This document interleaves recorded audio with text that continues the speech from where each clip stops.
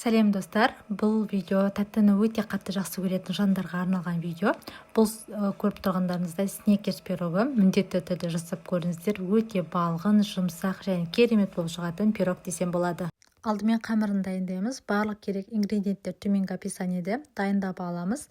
Еліктен өткізілген ұнымыздың үстіне қопсытқышты және бөлме температурасындағы майымызды қосатын боламыз.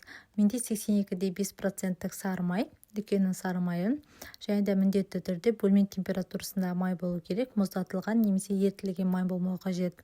Осылай майымыз бен ұнымызды біріктіріп осылай істеп аламыз. Оның үстіне қантымызды және де какаомызды қосып, қасықтың көмегімен араластырып алатын боламыз. Осылай жақсылап араластырып алып, енді оның үстіне бір дана жұмыртқамызды қосып, қолға жабыспайтын өте жұмсақ тесто дайындайтын боламыз. Бір жұмыртқа жеткілікті.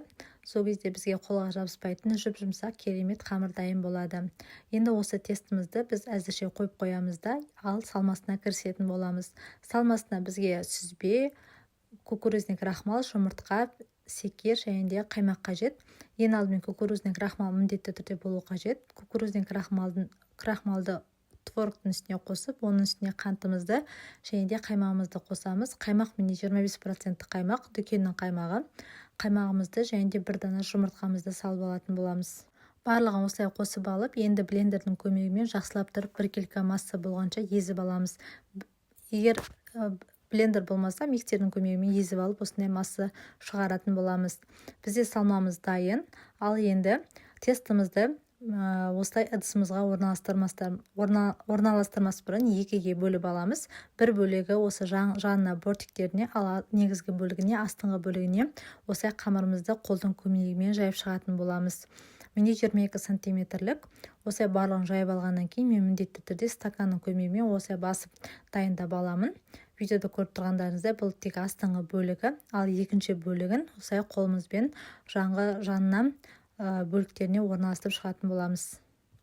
Толықтай барлығын орналастырып алғаннан кейін вилканың көмегімен жанғы бөліктерін басып шығатын боламыз. Піскен кезде бізде әдемі болып тұрады. Енді осы дайын тестіміздің үстіне салмамызды құйып орналастырып алатын боламыз. Пирогты қызып тұрған пеште 180 градуста 30-35 минут шамасында пісіріп алатын боламыз. Піскеннен кейін толықтай суытып аламыз. Толықтай суығаннан кейін ғана үстіне шоколадты ганашты жағатын боламыз. Осылай жағып алып, енді қатыратын боламыз. Менде шоколадтан Яшкино шоколады, оның үстіне кез келген орехты қосып, осылай бетіне жағып қатырып алсаңыз болады. Толықтай шоколадты қатқаннан кейін ғана ыдысынан алып, осылай кесіп бастадым. Өте дәмі керемет болып шықты. Міндетті түрде жасап көріңіздер. Егер видео ұнаса, лайк басып комментарий қалдыруды ұмытпаңыздар.